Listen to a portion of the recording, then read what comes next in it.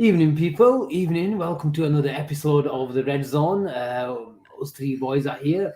I'd just like to say we're early, but 5 minutes for us is not bad. Avi is on the way in. Monday evenings on the bank holiday, boys, are supposed to be a bit quiet, but in the last half an hour, we've taken up Italian lessons.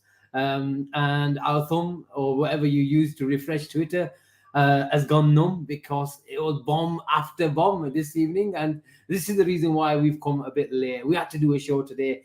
Nobody wants to talk about the game, boys. Nobody wants to talk about the game. So let's put the game at the back end of the show. We have to go straight in to our thumbnail. Chiesa to Liverpool. Just before I pressed the live button, Gene goes, oh!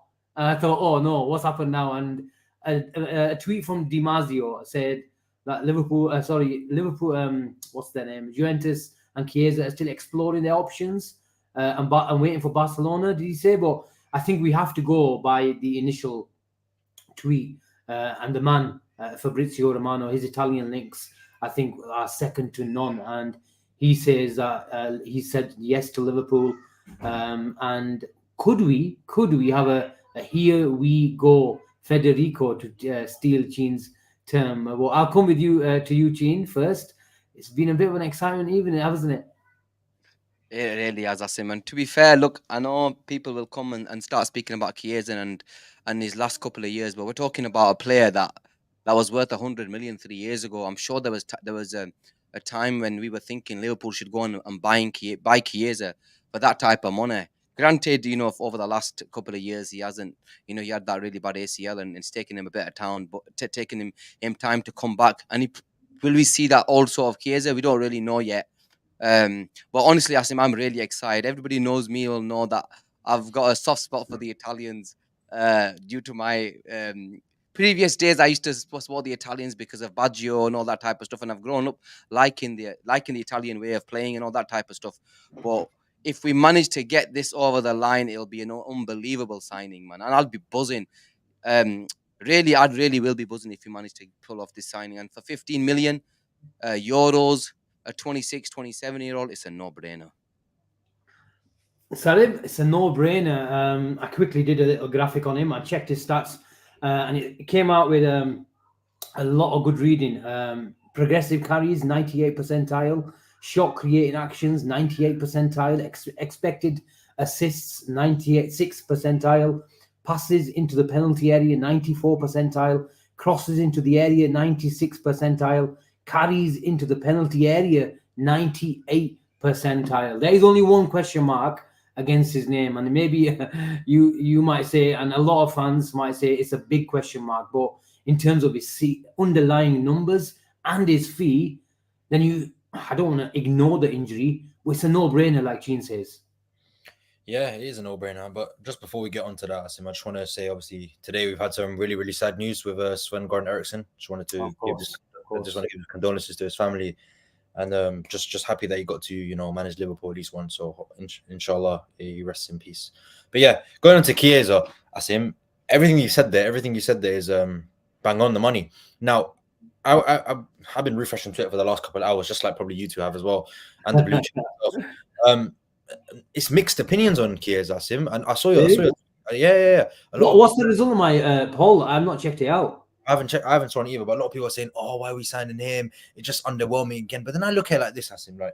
He's not going to be getting into the front three as a starter for 12 million euros, which is what's being reported, or was it 15 million euros? He is an absolute bargain. We're losing nothing on him. It's like Shaqiri a couple of years ago. We paid nothing for him, and we basically got a good year and a half out of him. Then he went out to Lyon.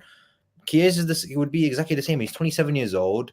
He's quick. He's fast. He can get a goal off the wing. We wanted him a couple of years ago. He can play across the front three. It's an absolute no-brainer, Asim. I don't know why everyone's so against it. I think the reason why, Asim, a lot of people are just shaking their heads at it is because Anthony Gordon was the one and talks about him early in the window. We haven't got the number 6 in. We haven't got a centre-back in. We haven't got a left-back in positions where you'd expect Liverpool to strengthen first. But again, they always said slot, and Hughes both said in their press conference, opportunistic signings, and any opportunities that we see, we will take them. And this is probably another opportunity they've seen, just like Mama Shadavelli, who was also a signing that. We're not even talking about the guy we actually signed today, Mama Shadavelli. We're talking about a guy we're going to sign. So, again, selling Carvalho for 25 odd million, 30 million, and signing Chiesa for half the price. Who would say no to that? And the guy's going to be sitting on our bench. He'd come in if Diaz is not playing well, or Nunez or Jota, and it's a no-brainer for me. I get it. The only question mark is he had an ACL a couple of years ago, but last season he played 33 odd games, and his injury record is fine. So, Gene, I had a quick look at my poll. In about 3 hours, just over 4,000 votes, 80% have said yes to signing 80% Federico. who have a clue about football. No, I they see it. said I said, They said yes, that's something. 80% who know something about the game. It makes perfect sense. It even in a year's time, let's for argument's sake, he doesn't kick on. You can go back to Italy. We're selling for £10 million for, let's say, a Bologna. Or if it doesn't work out, there's clubs in Italy that will take Chiesa for that sort of price all day long. 1 year left on his contract. And Sarib mentioned we will have another player who, like Asim, you tweeted this. We've actually got a player that can actually play on the wing on that right hand side. yeah, And that's the one position where we simply don't have cover. And we only had the likes of Ben Doak. I know Diaz went and played there a couple of games of the season, but it just makes perfect sense. We can't expect Salah to go toe to toe every single game. So for bringing somebody like him in, he was a world beater a few years ago. He's only 26 turning 27. We know these are his slight injury problems over the last couple of years. But if an opportunistic signing if we ever after an opportunistic signing, this player it epitomizes everything of that word. It makes perfect sense. What have you just read, Sarib? Now, don't give me a heart attack. The way you've looked at me. because you like this. So Dave O.C. Copper just tweeted, Anthony Gordon remains extremely keen on a potential move to Liverpool. It remains to be seen if a deal can be agreed before the window closes. Listen, we got 4 days, 3 days. Relax. What is happening? Listen, I've always said I just have this feeling that man might be in a Liverpool shirt in 3 days' time. Anyway, that's for another a day. But do you think, Gene, that if we bring in Chiesa, does it stop us bringing in Gordon? It makes sense though. It does make sense. Because especially if there aren't any suitors for Diaz, it makes sense. We're bringing a Chiesa. We've bought in that winger that we need. Newcastle will really, really have their high hands tied next year. And, that signing is always there. The Gordon signing is always there for Liverpool. I don't know. There's something that's always giving me that little hope that something isn't happening in the background regarding Gordon. And I think he really wants to move. We really want him. Another year's time, look, we know once a train comes, if you don't get on, it might go. And Chiesa might have an unbelievable. Imagine Chiesa has an unbelievable season. Do we go in for Gordon? Maybe if Diaz goes at the end of next season, maybe. But right now, I just want to speak. Chiesa, I think we should really, really be happy about signing a player of his caliber. Yeah. I think it's expectations. If you manage our expectations and we treat it as in, we're not going to be buying Chiesa to. Look, if he stays fit every single season, then it's brilliant. We have to manage the expectations, like I say, and judging by his injury record, was it a crucial ligament injury? Yeah. So it's ACL. We have to be very, very careful. Liverpool wouldn't have been going for this player if he was a 50-60 million pound signing. Let's be clear about that. It makes sense because it's less risk free. If he gives us, like Sarib says, 1 or 2 years, brilliant. And if he is a replacement and an understudy, which he is to Salah, for a couple of years, I think he can do a role. I tweeted earlier, like he mentions, that I do not like anyone bar Salah on that right wing. It gives us problems off the ball, on the ball. They don't like to hold width. And I think Chiesa, he's really comfortable on both flanks. He's both footed. He can come inside. He can go on the outside. And it just puts too much reliance on the likes of Trent and Szoboszlai if he's playing in that midfield role to provide the width. I can remember last year watching a game. I was at home to Burnley, and you could tell we were just practically playing with two strikers without Salah. And Jota was, in that inside forward position. And although he can do, I would say, a decent job, but for 3, 4, 5, 6 weeks, I hope Salah doesn't get injured. But has he got an African Nations Cup this year as well? He hasn't. Are you sure? I'm sure this year he hasn't. No. Sarib? He doesn't go this year. No, not this summer. Okay. Well, even if he hasn't, we have to manage Salah's minutes. So you could argue that Salah isn't the Salah after January. So and No, the he Champions has. League. You're having a laugh. Yeah, he hasn't. I just googled AFCON 25 and it says African Cup of Nations. Next summer, sorry, next summer, not in. Sorry, No. my fault. I used the. Okay. So look, I think it makes perfect sense. He's a brilliant player. He's got skill. He's got touch, and he's a winner. When every time I see him play, he's not that kind of guy. That's the key, Asim, with him. That is mentality, and he wants the ball. He wants the ball, and he wants to take players on. And 1v1 quality. I've not been watching him. I hope he hasn't lost that intensity last year. But judging by his stats, it looks like he's still got it. And he's 26, 27 in October, I think. So let's see. Fabrizio just tweeted 35 minutes ago. He's been given. Yeah. Oh, I think that's the tweet that we mentioned. But I think in terms of Gordon, Gene, I think there's a few dominoes. I think Liverpool are obviously looking at a centre back. We don't have a name at the moment. There's a few clubs looking at Gomez. We're told, and I think Liverpool might even look. They've used Gomez as part of the deal with Newcastle once before. What's to say that they don't reignite that offer and they come back to the table with Gomez if the guy deal falls through to Newcastle? We can always use him. Obviously, there's talks about Palace. There's talks about Fulham as well. But let's see what happens. I think it's going to be a very, very interesting few days. And it just depends on which way the dominoes fall, Gene. Yeah, 100%. We just have to wait and see. Look, we all, deep down, we were waiting for all this to unfold in front of our eyes. And we're actually seeing it over the next few days. Look, we have to, I know those Liverpool fans have been on edge for nearly all of the transfer window. Most of us, like me, now it's come to the point where it's crunch time, where it was about, let's see how many players we signed, how many we're not going to sign.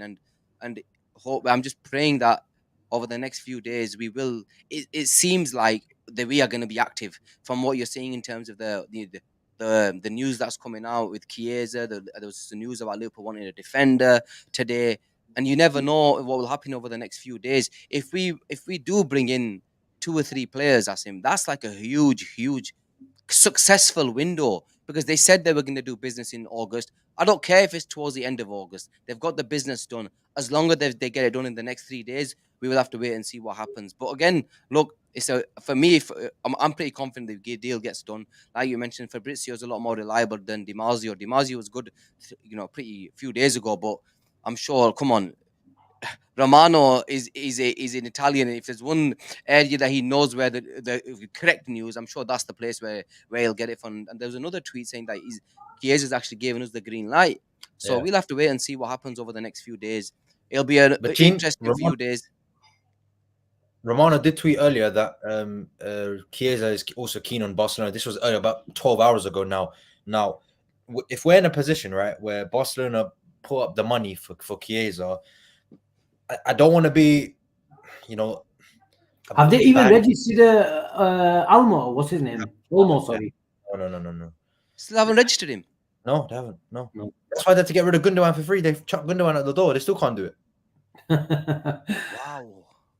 It's mad, come on. If they haven't registered Almo yet, we've got 3 days. You telling me they're going to more Pulija? Inshallah, I think he's coming our way. They registered today. Ayush goes. They registered. Look. So, no, Chin. If you look at now, if all this comes to fruition, including Gordon, so Jota, Nunez, Gakpo, Diaz, Salah, Chiesa, and Anthony Gordon, right? If I'm looking at 7 attackers, Gene, there are some question marks on the ones we have. I think Nunez, in my personal opinion, I don't think Nunez will be at the club next season. Luis Diaz as well, really, really good start to the season. I don't think he's going to be at the club in the next 12 months. So do you think they probably brought, looking at Chiesa, maybe looking at Nunez, even Salah, there's question marks about Mo Salah. If he signs a new contract, I think Nunez and Diaz goes, and Chiesa and what's his face, Gordon come into Liverpool team. Because we did something similar with Mane and Firmino. We brought in Diaz for Mane 5 months before that. Then we did for Firmino a year before that. Leaves the next summer. So I don't know, Gene. 7 attackers is too much. Very good, but it's too many. I think Liverpool have always been relaxed about Diaz. They've always been open to an offer. They obviously have a problem with his output because the nerds love output from that position as well, and they really, really admire what's he called, Gordon. But they were relaxed because they've had 3 years on Diaz. Now they were really relaxed in terms of his style being an out winger, and we've been told that Arne Slot wants to assess the squad. So he comes in and he's had a good start to the season, a couple of goals, a couple of assists. So you can't knock him. He started brilliantly. Yesterday he was one of our best players as well. And he showed if he carries this form and output throughout the season, and then Liverpool will have an even better situation in a year's time where they'll have 2 years left on his contract. If they want to sell him, they'll still get a big fee for him.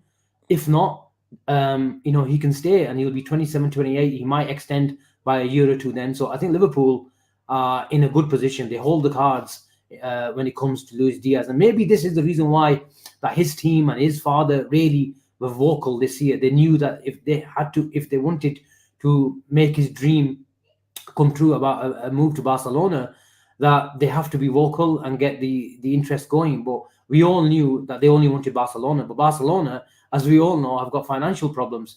So if the offer didn't come, then Liverpool were relaxed. And I think they also know that Anthony Gordon is desperate for a move. I said last week that if Newcastle, and maybe they've had these conversations already with Gordon, that these guys are going to offer him a new contract. And then that will tell us how desperate and how keen Anthony Gordon is to come, feels to come to Liverpool.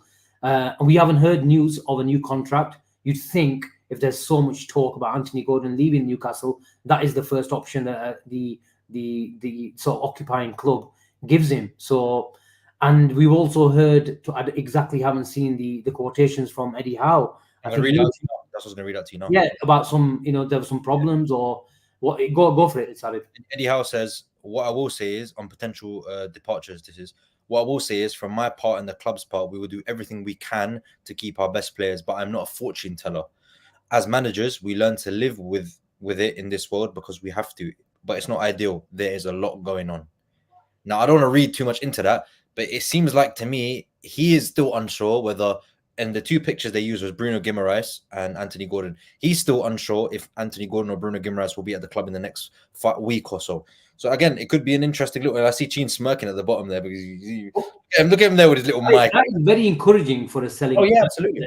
Buying club. Very, very. If you're the club like Newcastle and your manager is coming out with those sort of quotations 4 days until the window closes, Gene, then surely we're gonna knock. They're gonna get a knock. We have to knock on the door. It's like enticing offers to come in. Yeah, I don't think it's enticing offers. I think it's an acceptance. Yeah, first. Because Asim, he goes into 1 year of his contract. You're gonna keep a player that doesn't want to be there, who you try to get rid of. It doesn't. You have to accept that, and they can't come out. Look, I can't stop smiling here because 3 years ago, my number one target was Chiesa. I was begging for Liverpool to sign Chiesa. Now, everybody knows my take on Gordon. I'm sat here today, two wingers that I've all like. Well, Gordon I really like. Right? Everybody knows I really like him. And Chiesa is a player that I've always loved. And to get him for 15 million, hopefully, inshallah. And I just, there's reasons to smile, man. We've had a summer where we've always been down, we're ranting and raving.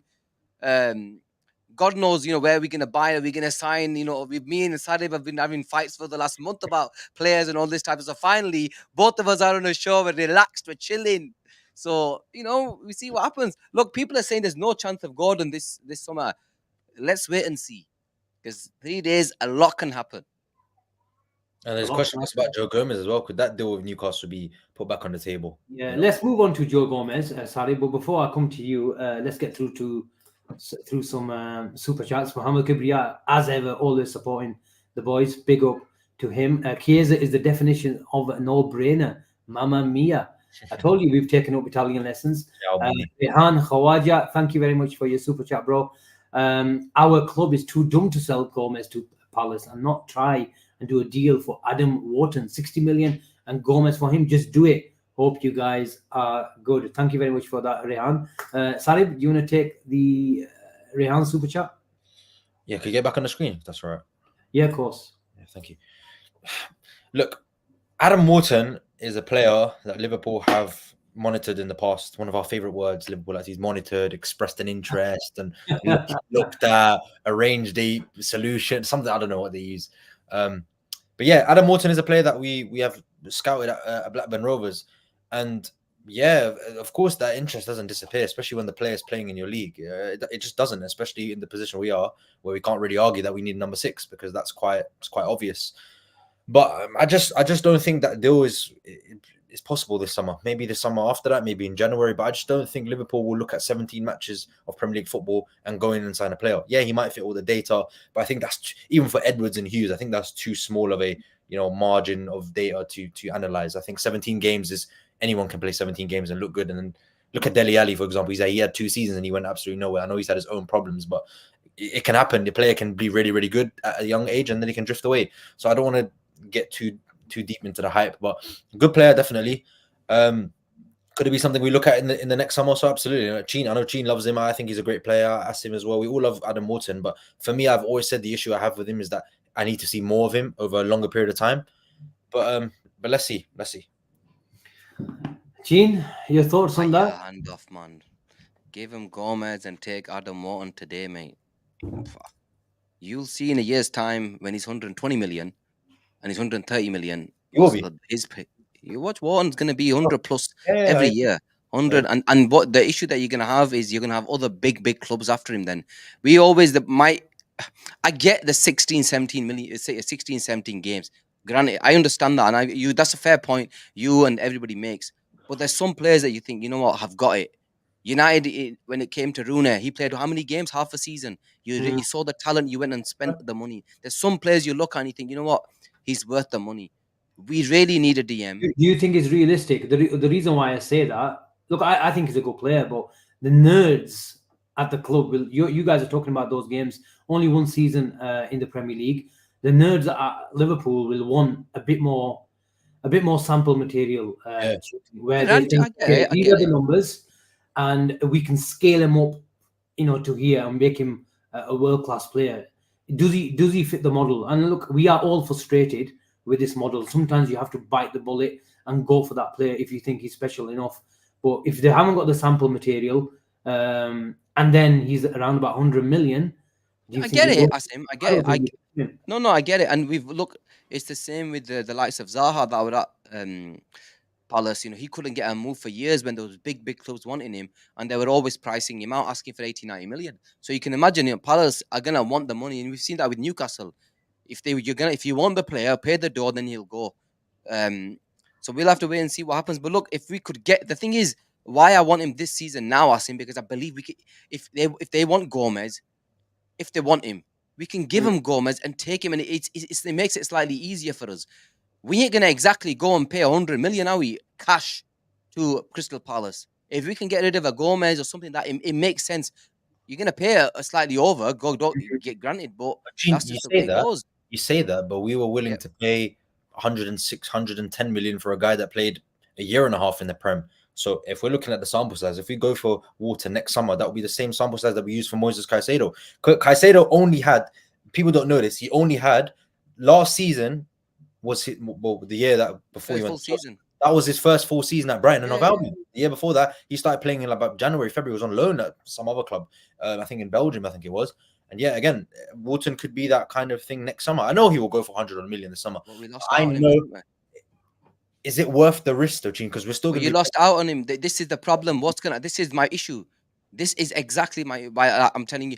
In a year's time, he has a good 4 months. Yeah. Right? He has a good 4 months, when in December, that means he's got a year.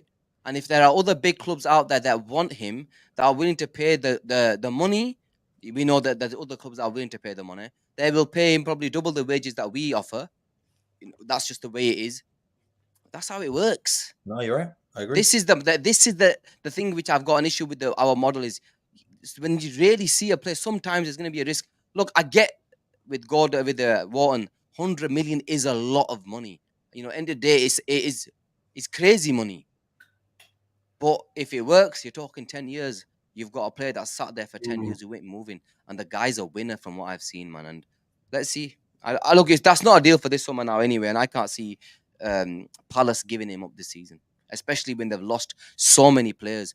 But Asim, before you go, there's 520 people in the house, right? I'm not one that always comes on and says, guys, like and subscribe, whatever. Yeah, but guys, come on, let's press the like button. I'll check right now how many likes we're on. So let's get this like score up, man. I think tonight you need to give it I think I need to give like 130 people, man. There's 500 plus in people. here. We've got 130 likes. Come on, guys. Let's take you up to 200 Do in you the next 5 minutes, man. It only takes 2 minutes. What I don't understand, it takes one button, man. So just bloody press it. It means a lot to us because what it does is, in terms of the algorithms, I don't know how this shit works. I'll be honest. But all I know is it helps. It helps our channel in a small sort of way. And whatever, guys, look, we try our best. We try and give you content. Well, we have been trying to give you content, Brudity, on the regular for the last every day and every other day, especially over the last 3 weeks. I've done most of the show. These two have been part-timers, right? Especially they used to say I'm the part-timer. Sarib, but guys, come on. Let's a 5-minute video on Ryan Gravenberch, like a 3-hour calling show. Who you want to talk to? Come on, man. Come on, man. I'm just saying, come on, man. Anyway, go. Just ask me the question, Gene. It's only right if I tweet something, I should address it on camera as well. He goes, Asim drop some centre-back news, man. Look, for those who know me, who are close to me, and generally whatever I put out, I never ever base it on just speculation. If I'm told by someone reliable, I won't just go on Twitter and try to write something and then leave myself a little get-out clause. Just like say something like it could change or other like an Avi. like look, like a few others as well. He's not going to give me shit. If I'm given any news from people that I really, really trust that are from the club or even close to the club, I share the information. And now look, I'm friends with Dave. I talk to him on a daily basis, generally speaking, about football and everything in general as well. He's a friend of mine. He's a friend of the lads, and he's a friend of the channel as well. And if he says something differently, then look, he's sharing the information that he's got given, and nobody's lying out there. And look, sometimes sometimes people get it right. Sometimes you get information that's a couple of days old, but it was technically right at the time that you got given it. So look, we shall see. There's one thing is for sure, there is going to be a lot of things happening, and I'm not going to tell you there's 2-3 big accounts who are always in the know in terms of information. Message me on Twitter saying, Asim, that information is correct because we got that information. I'm not going to mention them. I'm not trying to legitimize or give myself a lot of credibility, but they had the same information. So let's see how things develop. And like I said, over the next couple of days, dominoes will fall. 1 minute, one club is going to be interested, and the next minute, someone else will be. And I think everyone needs to be tuned in on BNR on Thursday or Friday night, where we're going to be having our yellow ties, yellow tops. I think we need a theme on transfer deadline day. Sarib, you're the creative one. I'm going to leave that to you. But let's see what happens. But Avi was asking if he's got the feeling of it's going to be Chiesa or Gordon. I think I'm the same feeling I've got as well. I don't think we get Gordon and Chiesa. Where the hell are we going to play him? Chiesa at right back because Trent's pissed off. So I don't know. So it's a nice problem to have. Come on, 6, never mind 7. I think, how are we going to get 6 in there? But let's discuss, where does this leave Nunez and the likes of Gakpo? Before I come to that, there's a few more super chats as well. Sidi says, thank you very much. He's always supporting the channel, liking all the news, but please also sign a midfielder. I thought he called Hughes something else there. So did I for a second then. I thought, hey, what's he on about? If we don't sign someone, I'm sure then that's there's the question. Osam Chatila, thank you very much for your super chat. He says, Liverpool, I've not forgotten Zubimendi will try again in January or next summer, especially talk is he will stay for 1 more year. I think Liverpool will always leave they don't choke something off in all occasions. But I think if your hands have been burnt once, just be very, very careful where you go. I think they feel that they had the player's word, Hussam, this summer, and whether he had a change of heart or the club convinced him. Liverpool thought that whatever the club do in terms of Real Sociedad, that they will have Zubimendi in a red shirt come by the end of August, but he hasn't. And I just personally feel that Liverpool might look elsewhere now. It might be a similar profile, and this is the reason why the message may have been that Liverpool are going to stick with what they've got. They might look at the DM area, and I want them to look at the DM area because we've been looking at it for 3 years and we still haven't bought someone. So, let's see what happens in January. I think January is generally going to be a big window for us. I think the contract talks, you'll start hearing things in October. Which one will be due on Friday? There's one more super chat. I think no, there wasn't. But this is the comment I wanted to put up, and it sort of links into the talk that we're going to go into. Sarib, if we get Gordon and Chiesa, for me, is Gakpo moving central with Nunez and Jota. Then we have Gordon, Diaz, LW, and Mo and Chiesa, right W. Wow. Not wow, because Gakpo is a left winger.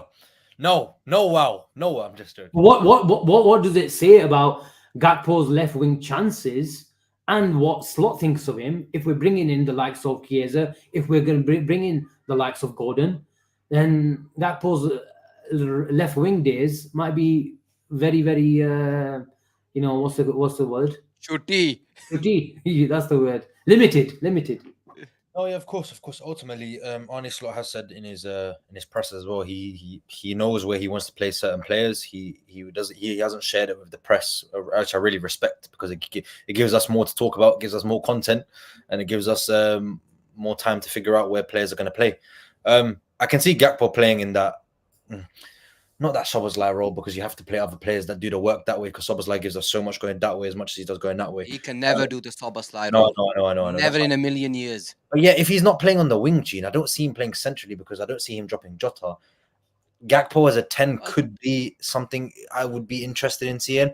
But again, I just want to see him off the left-hand side, because again, his best games for me have always been... If you sign Gordon and just, for argument's sake, we sign Gordon, then you can forget about his left-hand side days. No, but then that... seriously. No, but then because that Gordon's a different level compared to Gakpo in that position. No, but Gene, if we sign Gordon, I think Diaz goes. But I don't think Gordon will be a Liverpool player this summer. If it's not this summer, granted, yes, fair. So then that will allow us to play Gordon and Gakpo off the left hand side. And if Salah signed a new contract, we have Chiesa and Salah off the right hand side, and then Jota and Nunez, whoever. That's what I think anyway. Because I don't think we're going to get Diaz. I don't think Diaz, Gakpo, Chiesa and Gordon are all going to be 4 left winger choices for Liverpool. This is virtually impossible to happen. It's too many players, and sometimes having too many players is sometimes not a good thing. You look at Man United, yeah. But yeah, ultimately, it just maybe it's the opposition that we play. Asim, low blocks. I think Gakpo could be a threat. He can run in behind. He can take the ball to feet. But ultimately, again, Asim, I always think he's better off. I'm always going to say he needs to play off the left-hand side, because I saw it at the Euros. I was really, really impressed. I think he deserves a chance, man. I think he deserves a chance. And I always stand on that hill until I have a. Do you think we need? Do you think if Gakpo hasn't started over Diaz, do you think that's your manager telling you something? Yeah, I guess so. Yeah, I guess so as well. But he did say all players will get minutes, but I think Diaz currently just fits the way Slots wants to play a bit more. He's much more direct. He does the work that way as well, and he's looked really, really good. I personally wouldn't put Gakpo in for Diaz right now, and I'm saying that because Diaz's form has been really, really good. He was really good against Brentford, and why would you take players out of a team that are in good form? And I kept the same energy for Gakpo. Why are you taking him out of the team when he's in good form? I'll keep the same energy for Luis Diaz. He's in good form. I wouldn't take him out of the team. But when Gakpo came on, I was impressed with his cameo, the little shot that deflected onto the bar, and that came off when he cut inside off the left-hand side. So you look at these kind of things, I think it's options. Yeah. Look, I think he's a decent player. Yeah. But I tweeted, and I got a lot of abuse for it as well. When you say someone, he's a good player, but he's not going to win you the league. It's a casual statement. And you don't expect every player to be Ronaldo or Messi and Salah. But that's what you mean by Gakpo. What you really mean is he a first teamer for Liverpool? I don't think he's a first teamer for Liverpool. Is he a good squad player? 100%. And in today's market, what do we buy him for? 38 million, 40 million? Peanuts. It's really good value, and his shooting ability, and I still say, is one of the best in terms of being really striking crisply, on target. He's a third phase player. He receives it back to goal fairly well. But I think, like you said, touched on Sarib, I've talked about. I don't need to talk about Gakpo. You know my thoughts about him. I think it especially if the way that Slot uses his fullbacks, if he's gonna make Robertson really go big on invading that space inside, underlapping, then you need someone to hold with. And I thought Diaz has been doing that really well over the last 2 days. He's been chipping in with the goal as well. So there's a question here: will Nunez win you the league, Asim? Look, at the moment you say no. You say no.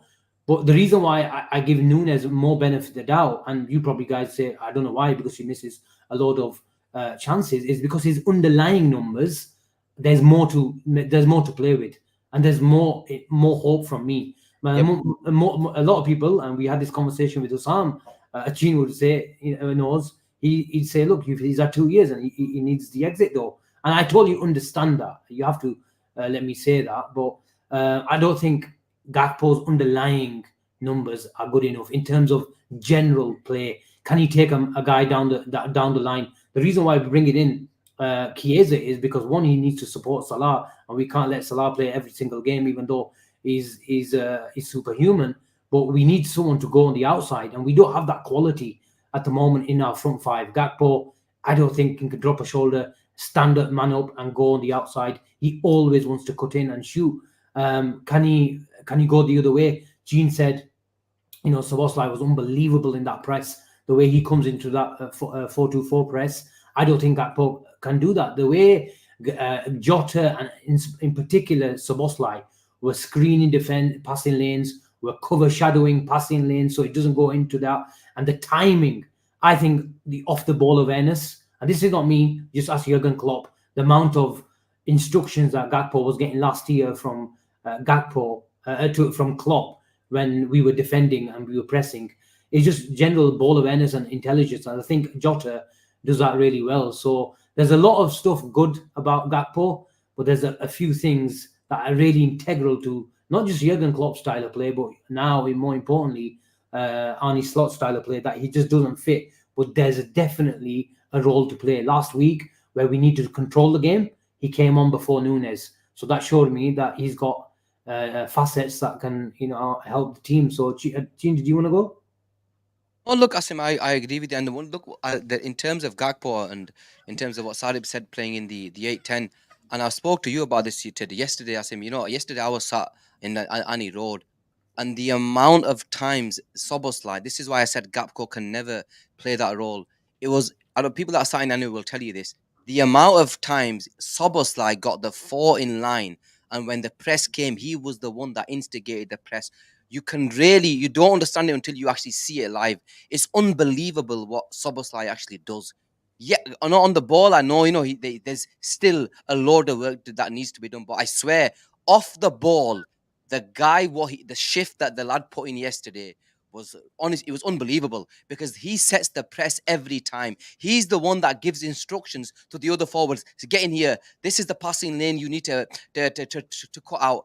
Honestly, it was in terms of off the ball ability, what he showed yesterday is probably one of the best performances I've seen from a footballer off the ball. The amount he ran, I don't know the stats. I've not seen the stats. He ran 11.3k.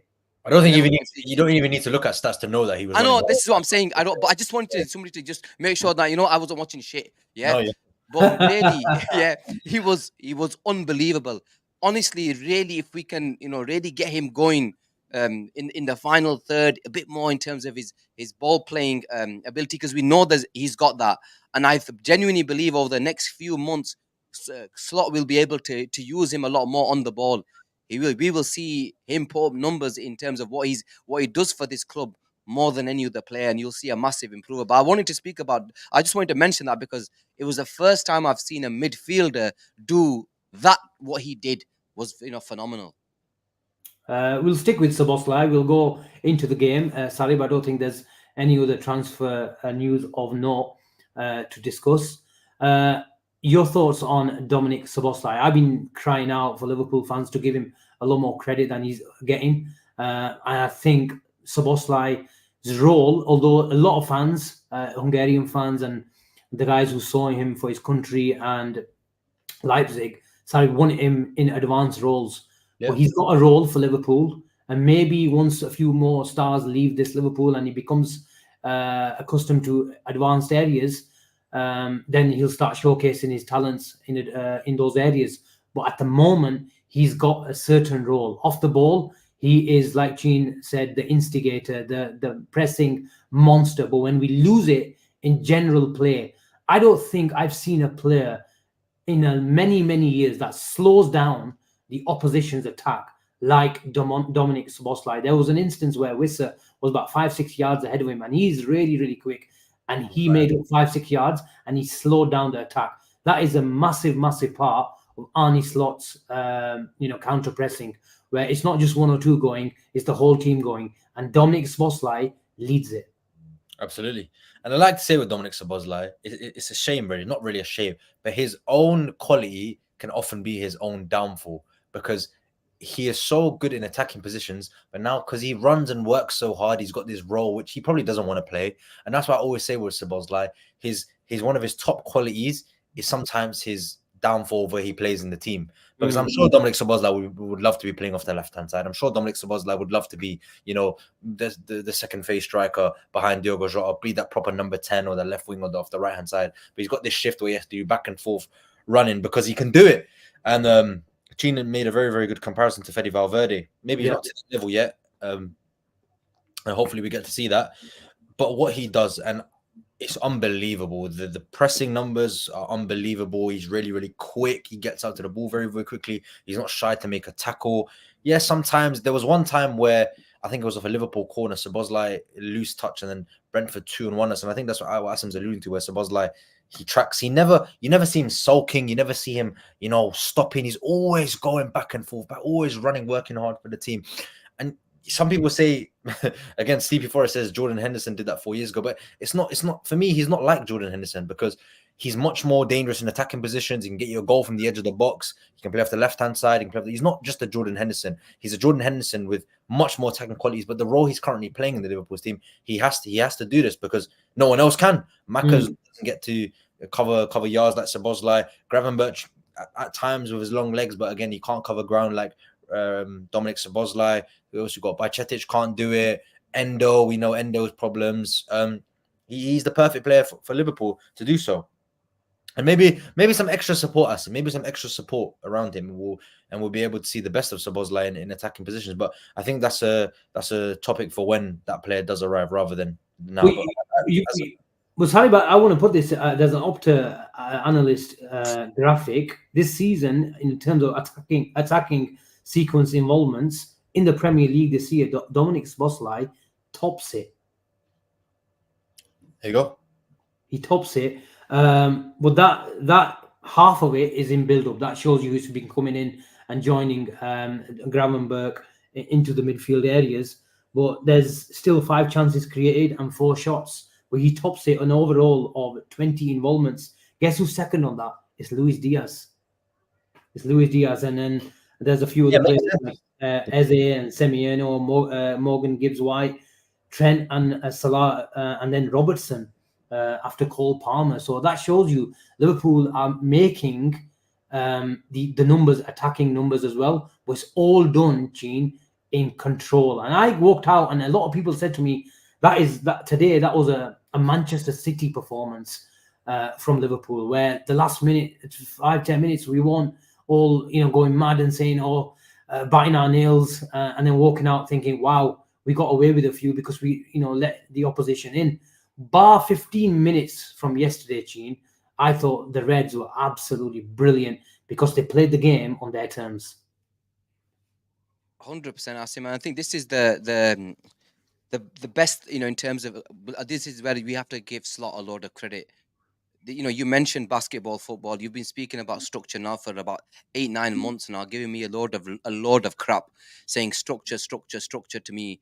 And I'll be honest, I was probably the one that's saying, no, we go and sign a midfielder, it'll sort out the structure. I was probably one of them. Go and sign a midfielder, and that probably sorts out the structure. But hats off to you. You obviously know the game a lot better than me and most of the other people out there. But to be fair, look, that's exactly what it is. Yeah, and we're beginning to finally see a proper structure in place. It was the first time where I didn't feel as though, you know what, the opposition are going to score. I just felt as though we were in control. And it's been a long time where Liverpool have been 1-0 and there's always a fear. Yes, there's still some fear. It was only his second game. So there's deep down there was that fear. But you know, we were comfortable, we were in control. And that's the biggest compliment that I can give Slot. And you saw it in the players as well. They looked calm. I think that was a big thing. You know, you could see, you know, even when the opposition was, you know, they were attacking a few times because they only had Slot even mentioned the two big chances they have probably had came from header, you know, set pieces. And looking at, you know, and Rigo's mentioned 38 clean sheets coming up. Look, we only kept 2 clean sheets two games on a trot once last season, and we've done that at the start of this season. And so, you know, you have to give the manager a lot of credit. Look, again, Asim, tougher test lie. We've got United away. That is going to be the acid test for this, the start that Slot's made. And, you know, if we can get Slot going in, if we can somehow, and I know it's a big ask because, you know, it's his first real big game, and that being at Old Trafford, if we can get another 3 points there, and then we've got Bournemouth and Forest at home, the next two, you know, it's beginning to look good. It's beginning to look like, yes, you know, and you know, I'll mention it, Sarib, but you know what, Sarib even said to me on the day before, look, Arsenal do look good. They played shit. They've won 2-0. They haven't conceded a goal. You know, they look good. We look good again. We scored 2. We didn't concede.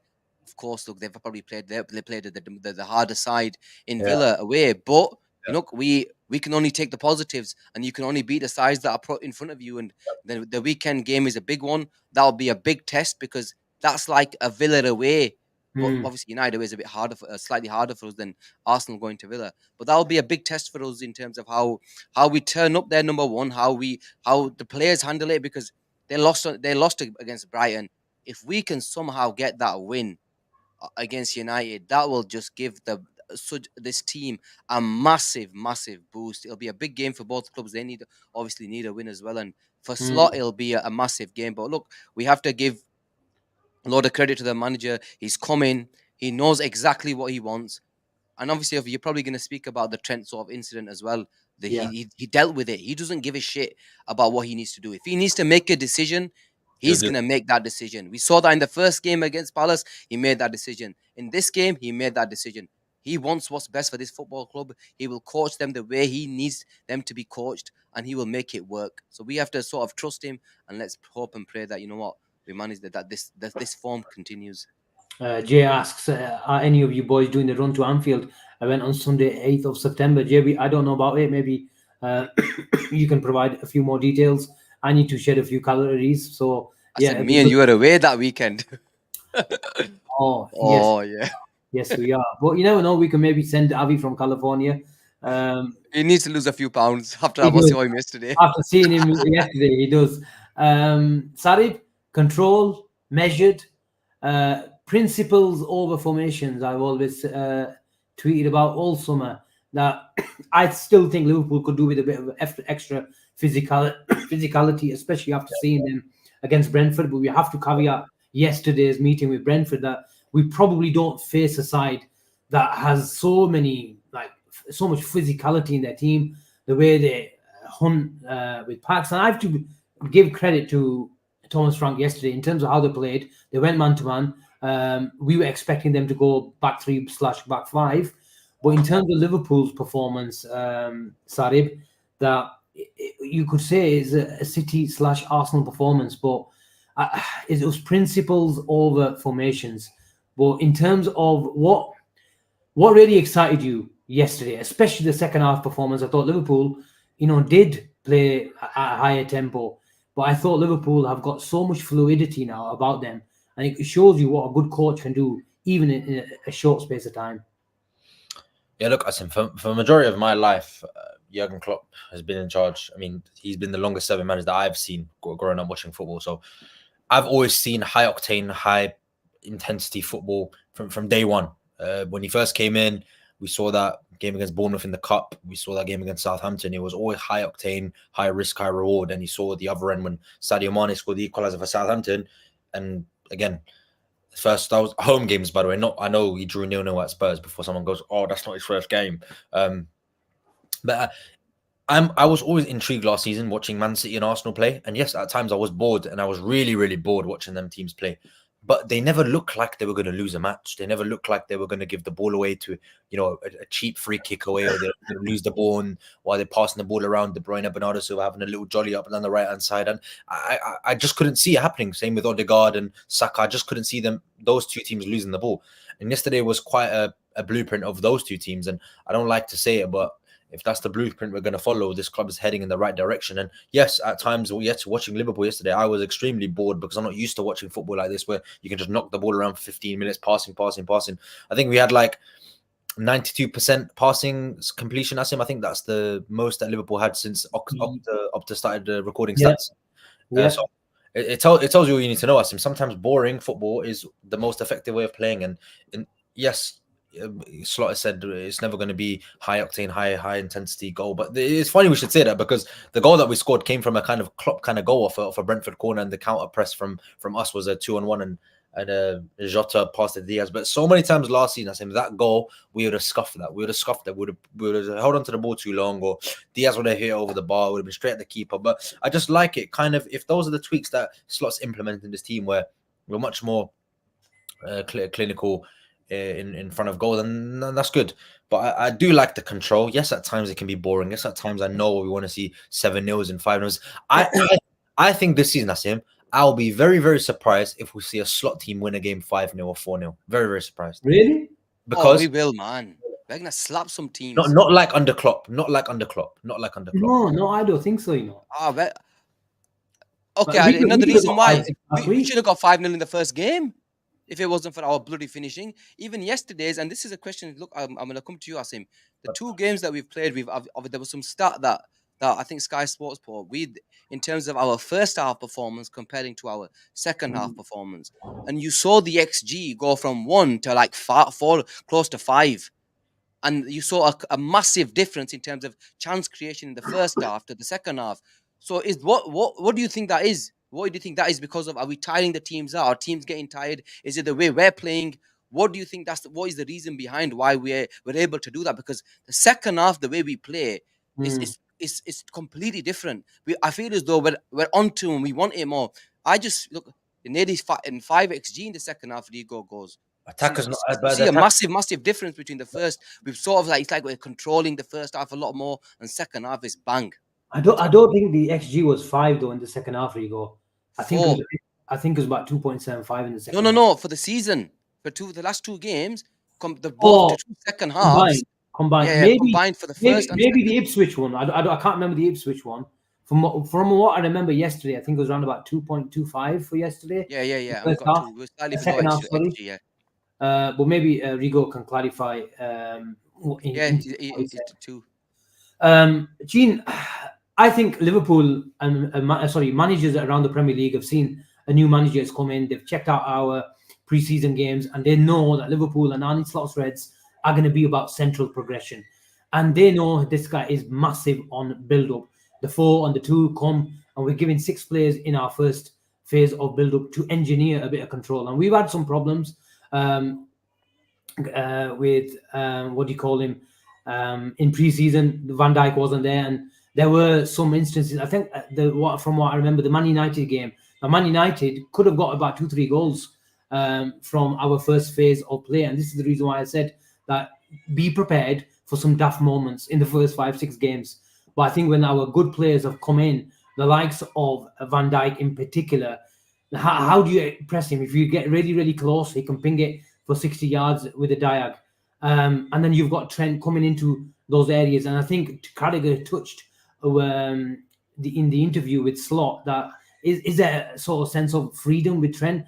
With that sort of player that's got such an array of talent and passing ability, you have to give him some sort of license and discipline him in the right ways and choose the moments. And this is all about the moments and the timing with this manager. The manager has said, look, I've got players like Salah, Szoboszlai, Trent.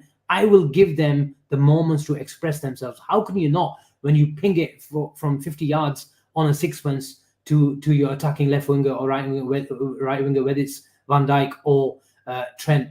But I think what Liverpool are doing now is seeing teams are coming aggressive in the early parts of the game, like Ipswich, like Brentford, and Liverpool are making slight adjustments. And I think Slot mentioned it, that there's 2 games now that we've expected the opposition to line up, whether it's off the ball, on the ball, a bit differently than he expected. So what they've done is they've changed the moments, and the last 2 games we've pushed our right back higher to make sure our advanced they can't really squeeze up over the pitch, and the likes of Gravenberch and Trent have got more time on the ball. And this position of the fullbacks is suiting us. Why? It keeps Diaz wide. It keeps the left back compact in a 3-2 build-up. And yesterday, I checked the average positions. It was a 4-2-4, a 2-2-6 off the ball, where our centre backs were splitting and letting Trent receive outside the block. And we were surprised. They were coming up with the back 4. They were coming in a man-to-man. But it was a compact 4-4-2 from Brentford.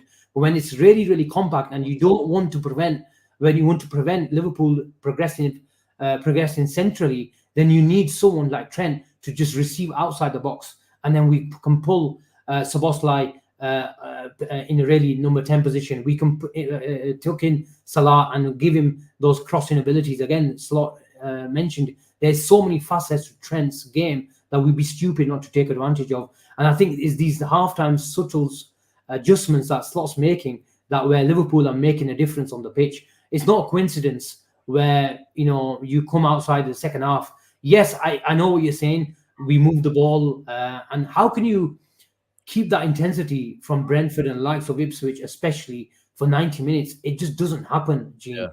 And if you keep the ball moving side to side, death by football. And how many times have you heard Gary Neville speak about it, that it's come 80th or 70th minute, even whether he was playing for Man United or he was in the commentary box, that you could see the players, the opposition players, when they especially come up against teams like Manchester City, where you just lose your legs. You just don't have them. And at the highest level, if you're a yard short of pace, Gene, that makes the difference. And again, if you listen to Slot, he mentioned how many times you became into the advanced areas of Brentford in the latter stages of the game. It was so many because they just ran out of juice. So I love this control. And when the teams are on the canvas, we can just go out for the knockout punch. And I love it when we've got 2-0, but we were creating chances. Yep. But the amount of times, there's one moment where McAllister played it over the top and Slot, screamed, and he just did this. He just did this. And he actually put hands up. He put hands up, 100%. And I think this is, and I have to really point out, guys, is that the Anfield crowd need to get on board with our new way of playing. Yeah. Where I was sat yesterday, there was a few people saying, "Oh, pass it quicker." There was 2 outside on the overload on the wing. Give it to him quicker. Play the ball. The second ball was one. We played it a little. We reset play and go again. This manager is all about repetition, where you control your zones and then you go fluid. You don't get involved in basketball games. And I know basketball games are really entertaining. It gets your bums off the seats as well, and it makes good viewing. But I think Liverpool fans need to get, not everyone, just a few around where I was sat, and a few people where you guys were saying as well. A lot of fans, some fans were saying we need to play the ball quicker. If you are here, you have to go all in the manager. This manager is a perfectionist, and he's going to play Liverpool, make his team play in a slightly different way, and we have to buy into it. He's shown that he can make the decision on the big day. He can make the decision at half-time, and the way he dealt with the Trent situation, and he speaks really, really well in press conferences. But on the pitch, he is a real coach, and he will make decisions and he'll make adjustments to benefit the team. And whatever he's done at the moment, honestly, he ticks every single box. But there was a... Sorry, Asim, I wanted to bring this up. I wanted to go... Siddhi mentioned there was really nice movements and variations in progressions. Sarib, we saw there was at times where I saw, and the reason why I brought this up is I've had a go at the forward line, and everybody knows this. I've had a real go at all our forwards, and I've always complained that I'd never really see Liverpool pick a team apart in terms of the way we're playing, especially over the last 2 years. I don't really see movement between the front three where there's a nice 1-2 between the forward players. Yesterday there was 2 moments where I thought, one obviously the 1-2s that Salah did, and there was another one in the game. We're finally seeing the forwards have some sort of, like, it's like a cohesive team, cohesive forward line where we're playing these 1-2s, we're making them run around, we're beginning to move the back line around. And I saw some really, really good football from our forward line. And I wanted to mention that because I'm the first one that's had a go at our forwards in terms of, yes, they might get the goals, they might get the assists, but I've never really seen a really, really good move. But yesterday, I find we saw glimpses of real football when it concerns our forward line. Yeah, absolutely, Gene. And who knows what that's down to? It's obviously down to proper coaching. Ruben Peters works very, very closely with these players as well. I know he's Slot really speaks very, very highly of him as well. This is obviously work that's happened in the training ground. These patterns of play, these little 1-2s. Slot has clearly said, move the ball quicker, but don't make that killer pass yet. Yeah. You can make 2 extra passes, so you can move the ball quick, but don't always look for the final ball as soon as you see it, because again, like I said, alluded to, you don't want to get involved in basketball games. And again, sometimes that 1 extra pass that you make can confuse the opponent and it gives you more space, and then you've got to tap in. Amount of times that Liverpool could have passed the ball into the net yesterday was ridiculous. And again, those 2, especially in the second half, I think Maka, Salah, Szoboszlai, they're all involved. It was ridiculous, and unfortunately Luis Diaz couldn't finish it. But again, this is only the second game and we're already seeing Slot implement his style beautifully well. And who knows, again, a good point that you make, Gene, before about this is only Ipswich and Brentford, and bigger tests are yet to come. But the league generally, there's more teams that are worse than us than better than us. We're not going to be playing many teams better than us. So this football is going to be a lot more clearer during the season. Yeah, Old Trafford, I mean, going to Villa Park, yes, this will happen. But we should beat these teams. We're better than United, Villa, Chelsea, etc. So the only question marks are the 2 teams that finished above us last season. But I guess we'll see. But I really like what Slot's done in such a short space of time with, arguably, Gene, this is not even his squad. These are not his players. He's come in and throwing a bunch of players that are from Klopp's regime, but they fit so perfectly. And it's a real shame. It's a really, really, really real shame that Thiago Alcantara decided to retire the year that Arne Slot became Liverpool manager. Because you put him in that team right now. Zubimendi who? Yeah, look. God, he's gone, man. I don't want to talk about Thiago. Yeah, but we've been talking about... You know better. In this team, Asim, Thiago would be a genius. He would. Of course he would.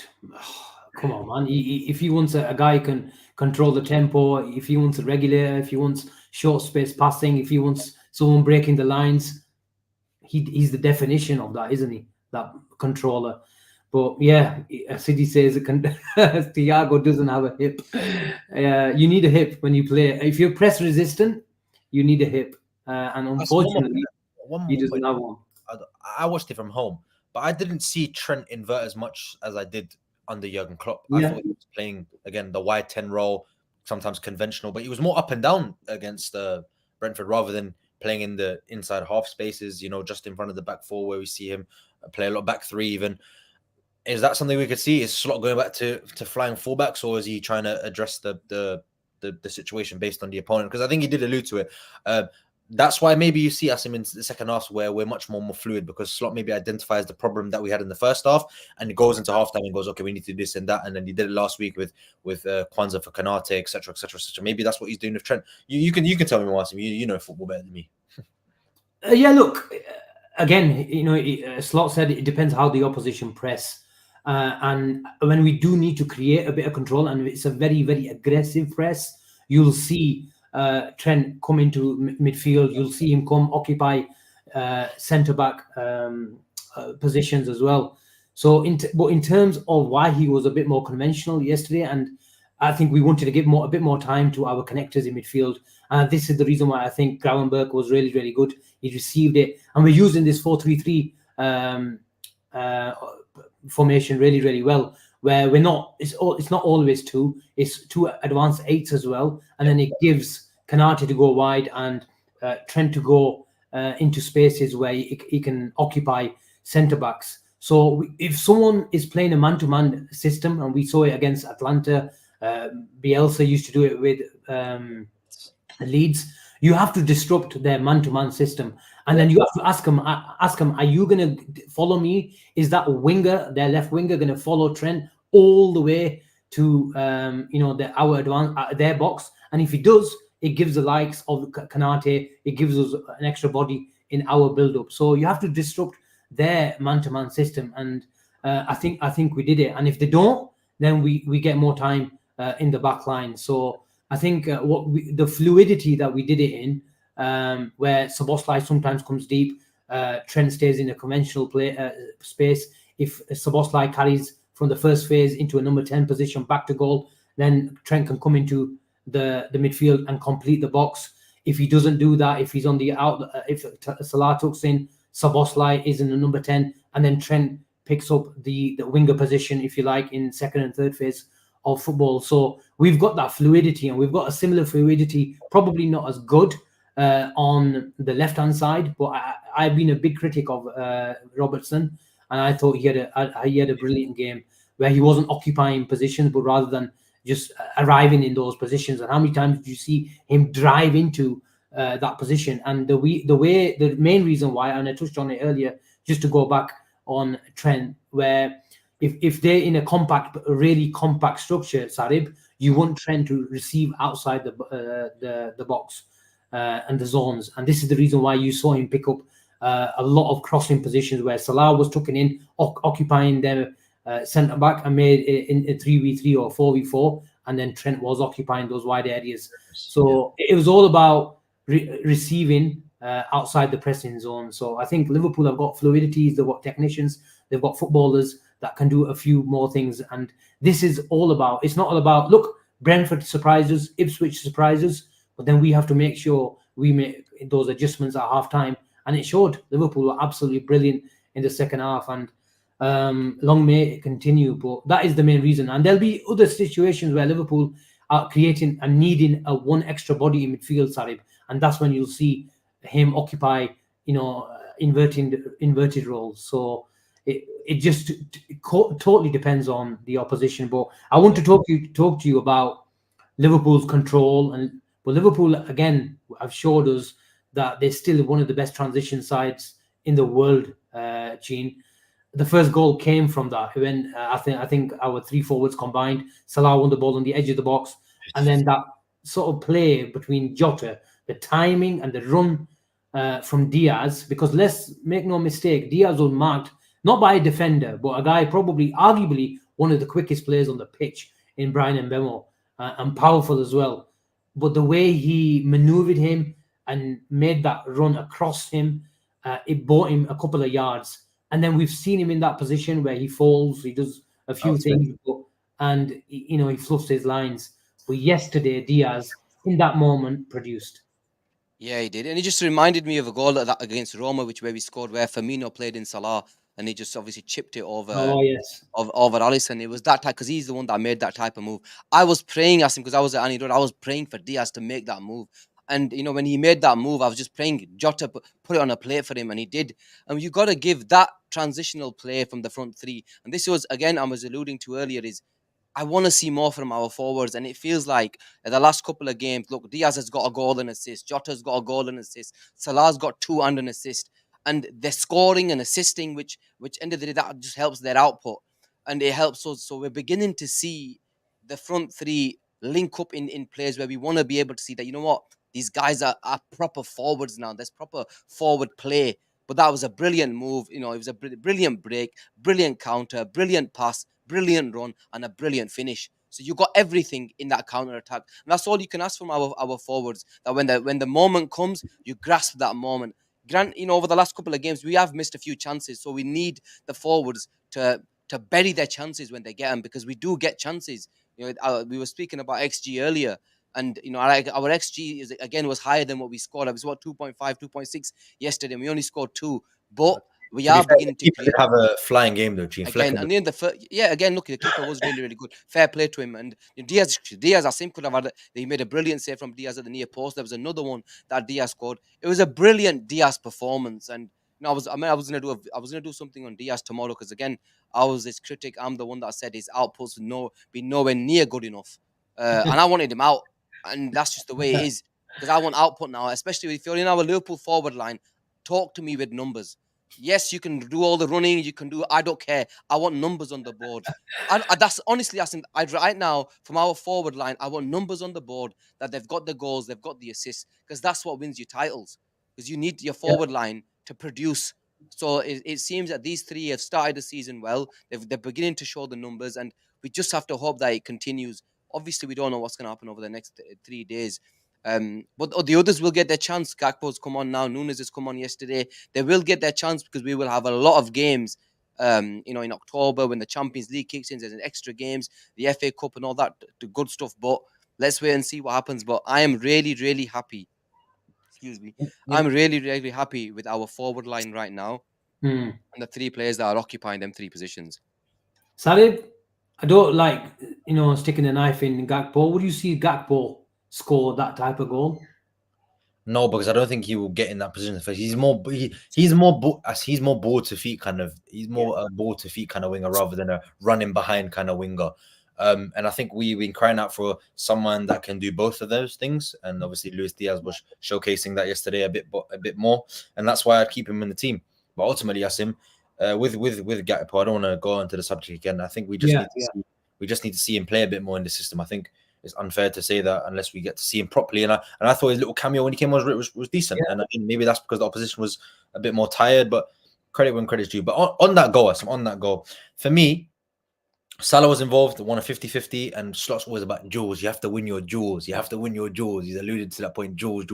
He wins the duel. I don't know who the player was, top of my head, but he wins the duel and he plays in Jota. And Jota, the timing of the pass was perfect. Yeah. Diaz made that out to in run in between the two Brentford players and left-footed finish over Flecken. Really, really good goal. And it was like a Sadio Mane kind of goal, because how many times over the years would you see Sadio Mane make a run like that? I can remember one vividly against Cardiff City. But he was more of a chip over the keeper. I can't remember what it was. Even there was a goal against City as well. Remember, I think that was at home and Salah played him in with that little run. He ran inside and then finished a few years ago. Yeah, it was from Kyle Walker's end, wasn't it? Kyle Walker's, yeah, or the other side, yeah. Can't remember that one. But ultimately, it was in the 2-2, I think. Yeah, the 2-2 when Salah scored. Oh, Etihad. No, home game. Salah played Mane in behind, and then Mane put it into the keeper's left. Yeah. Sorry. But yeah, look, for me, this front three, very, very fluid. They all know each other's position very well. Diaz can go on the right, Jota can go centrally, go off to the left hand. They all know each other. Salah's the same. We play so much better, and I don't like saying that we play so much better without a conventional 9. We play so much better because Jota's not a conventional number 9. He can drift wide, he can drift off the right hand side. He's not really the classic number 9. Like you look at Darwin Nunez, he's big, he gets in behind, his touch is a bit off, he just gets into the right positions. We play so much better when there's fluidity with the front. That's why Firmino, Salah, and Mane were so good, because they all knew they all could interchange so effectively. Now, I'm not saying Diaz, Jota, and Salah, that front three is going to be near what they showed us, but the fluidity is definitely there. Don't get me wrong, they know each other's positions very well. That's why we saw Diaz off the right last season, Jota off the left, Salah centrally. They all know how to do it, and maybe that's why there's question marks about Darwin, because can he really go off the right hand side? Can Darwin really? Again, I like him off the left hand side, but can he really, play that pass that Jota played in behind to Diaz? Does he really make that run? There's so many question marks, but I guess we'll see. And I know you're a big advocate for Darwin Nunez, but how does he get in the team when Jota's playing like this and Diaz is giving you output and Salah scoring the goals? Long may it continue, man. Long may it continue. Same with Look, I want the guy who's scoring goals and who's playing a part in Liverpool winning games. And if that means Jota is scoring goals and Darwin Nunez is on the bench, I do not give a shit. My loyalty lies to Liverpool, not Darwin Nunez. Let me just make that clear. I always said last week, Sarib, that if Jota is fit, he plays. Yeah, I agree. Conversion at the conversion rate at the club, so he plays. So, but you mentioned something like that where does Darwin Nunez fit into this system? And it's an interesting point you make, because when we are in our first phase of build-up, generally speaking, normally we were bringing Trent into the inverted role. We were bringing him into midfield, and then Szoboszlai was going into the 10 with a 9, and then an inside forward used to come, someone like Diaz to complete the box. But at the moment, the way Slot is doing it as a 4-2-4. So he's got conventional Trent, backline 4 players. He's got Szoboszlai, McAllister and what do you call him? McAllister and Gravenberch in front of the defense. Yep. And then he's got Jota coming into the left-sided 10 role. And then he's got the wide wingers in Salah and Diaz, and he's got Szoboszlai to complete the box. So if he's going to do that with Darwin Nunez, then you're 100% right, Sarib. Well, how does he fit into this team? Because is he a connector? Can he receive back to goal?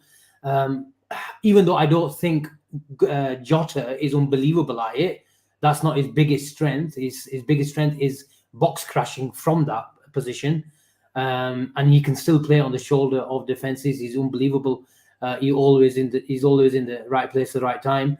But if he's going to be just that, and he's not going to have a focal point like someone like Haaland, then he's going to struggle to get into this team.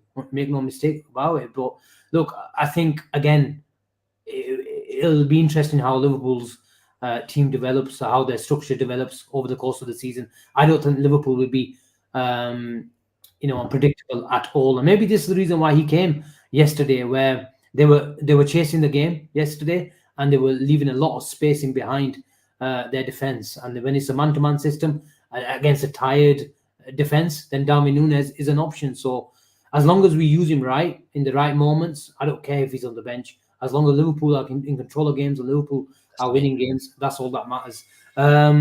Trent situation, lads. Which side of the fence did you sit around about 6:30 on Sunday evening? Tell me about it, Gene. Look, I think I was on the phone to you when I mentioned you. Have you seen the Trent thing? And you said no. And look, I saw it at first glance. Look, for me, I'm not too fussed, Asim. The only thing we're going to make even more of a big deal of it, because obviously with the contract situation, and people will be saying that, oh, it's because of the contract situation. Make no mistake. Previously we've had the likes of Salah and Mane have a go at the manager for being taken off. It's not something new. Elite players, great players will always have that thing in them about being taken off. But it's I don't read too much into it why he did it for the contract situation, because I genuinely believe that everybody knows my take on Trent. I've just got the feeling that he'll leave because he probably has made up his mind. But I don't think yesterday was down to him wanting to leave or anything like that. Yeah, he wasn't the best of looks. Obviously, it's your vice captain sort of thing. He is the epitome of, like, the players looking up to him, all that type of stuff. And you don't really want your captain and vice captain throwing his toys a bit. Wasn't throwing his toys out of the pram, but you know where I'm going at. And then all those players might see and think it's okay, especially with its slot. It's his first home league game of the season. It's a big job on his hands. He's already got, he's done well since he's come in. And the last thing he probably needed was something like that. But look, yeah. I don't look too into these type of things. The elite players have that mentality, man. And if it's happened, you move. I move on from it very, very quickly. I think he put up an Instagram something where he was smiling after the game. These things happen. He at the moment, how many times have we been onto the pitch? Effing screaming and shouting, and we walked off. He's forgotten about things happen on the pitch. The one thing that I will say that did at the second when I first saw that, the thing that afterwards that got to me a little bit was when I think it was Jota who put his arm around him, and he was still reeling a little bit after a little while. Man, get over it, lad. You need to move on, and he'll be starting next game. And another issue is we've been crying out that we're overplaying players. Why are we playing him? We've actually got a player good enough to play in that position, right back position, to close out a game. I think somebody put a tweet out. I think it was something like, he won. Bradley won 4 duels in the time that he was on the pitch. Won the ball 4 times. So little things like that, this might be a tactical little tweak, where he feels, oh, you know what, we're 2-0 up, bring it up, shore it up in defense, and we're good to go. So, you got to, end of the day, we're here as a team. We all play as a team. It's early days. It's only 2 games of the season. He had a late pre-season. He came back into the first team late. So these things are going to happen. Be prepared. Salah was taken off previously as well in the previous game. This is just the way Slot wants to make it, and he has to manage every single player. Our squad isn't huge. Our squad isn't huge when you look at our starting 11. Before it was, because we had a load of kids in there. Now it feels like the kids have gone. We have to manage the players' times. We got to do it work on the players who are fit and bring other players team. And you know what? I like the way Slot said there's other players who are probably peed off that they didn't start the game. Yeah. So these things happen in football. He has to manage all this. And to be fair to Slot, he's done pretty well. But yeah, Shah, that goes disgrace from the vice captain. Look, these things happen. Salah was our best captain, and he had a proper bust up with the manager. These things happen in football, and we just got to take it on the chin and move on. Sarib, the conspirators will say that he's trying to engineer a move, and I mentioned conspirators, and then Jake appears. Jake appears. He says the question isn't why is Trent upset. The question is why is he being subbed off 2 games in a row? But didn't Slot just say that he doesn't want Trent to be good? Not only 2 games, he wants to be good for the rest of the season. And look at someone like Guardiola. He's basically going to give Rodri a month off because he knows that it's come the business end of the season. He needs his best player in the team to be on it. And Liverpool have been, there's a growing theme in the last couple of years where Liverpool have been goosed after the big busy month period of Christmas. But Sarib, where do you lie? I asked you once before, where do you lie between the fences? Which side? I think he's going to sign a new deal. This is nothing to do with his contract, but I thought that's what you meant. When Jake said the question is why is Trent upset? This guy loves being you think I'm controversial? This is even more. Why is he being subbed off 2 games in a row? Slot said in his press conference, I don't know if you watched it, but Slot said in his press conference that he was in the England setup. He played really early in the Euros. He had a long break off. He's not fully integrated into the team. He didn't have much of a preseason. Again, like I keep alluding to the point, 1 preseason game is not going to be enough. And I think even Slot's identified that. Hence why he took him off in the first 2 games, because he doesn't want injuries. Because bear in mind, we're only 2 games into the season. We've already have Jarrell Kwanzaa and Curtis Jones on the sidelines. Kwanzaa was on the bench, but he didn't come on, and Curtis Jones is already injured. God knows how long he's going to be out for. This is only 2 games of the season, and they didn't go on international duty. Trent's played for England in the summer. He's now come back into a new setup, a new team, a new role that he's going to be playing. It's obviously going to take him time to, fully integrate into the squad. Bradley's been here for the majority of preseason. Bradley, I know he had a little knock early in preseason, if I'm not mistaken, but he's worked under Slot. He's done a lot more training sessions on his Slot. Trent is obviously going to be peed off. I'm not annoyed that Trent was peed off to be subbed off, because every player wants to play, and when you're a player with a top mentality, you want to always be on the pitch. And Ronaldo, we've seen how many times I've seen Cristiano Ronaldo come off and he's going like this and he's throwing a fit, but he goes back next game when he scores a hat-trick, and we'll get the same thing from Trent Alexander-Arnold, because he's that type of player. He's a world-class player. He will get 3 assists in the next game. Conor Bradley needs games too, because he is a player that, like Kelleher, I don't want him to be in a position where he's going to be asking to leave Liverpool because he thinks he's good enough to play first team, which he is, absolutely. But you need to manage players' minutes so you don't get injuries. Like I alluded to, Jones is already out, Kwanzaa's already out, Szoboszlai had his injury problems last season, Maka, Gakpo, Jota, Salah, Konate, all of these players, Van Dijk's not getting any younger. Robbo had his injury problems. All these players have had injury problems, so you have to manage all their minutes correctly. Trent's had quite a serious injury last season. He missed the Arsenal game that we keep alluding to. Mr. Carabao Cup final. We missed a lot of games, Trent, last season through injury. So you need to manage players' minutes properly, so you have a fully fit squad to choose from. Because when it comes to the business end of the season, you need everyone. Like Cheen says, we're not even hit the Champions League, the cup games, and etc. etc. We're fighting on all fronts this season again. So we need everyone fit and available. And you're gonna have to build rhythm with players when you play them. So Bradley deserves the minutes as much as Trent. Yeah, cool. It's all about managing games. And Jake says there's no conspiracy. Bradley is a better defender than Trent. It's not lying. Yeah, it's not lying. I think that's a fact. Yeah. And if we've got 15, 20 minutes to manage a game, and let's make no mistake about it, Trent, I thought, defended really well. Yeah. The role that he had. He did 100%. He did get caught a few times. With that switch, but the ball was so good. The right back is told to keep compact, and if the switch from the other side is so good from 70 yards, then you are gonna have to get across at times. But 100%, if you got someone like Bradley's eagerness, enthusiasm to defend, his legs, his spring, how he covers ground, his appetite just to a slide tackle that I think after a couple of seconds he put a crunching tackle to put one out for a throwing. And look, 100% for that I think he's right. But I didn't get what I was touching on, the conspirators, Gene, is he's trying to engineer a move. I think that's not his style. His vice captain, he was just pissed off. And I thought he had a good game. Genuinely had a Did? good game.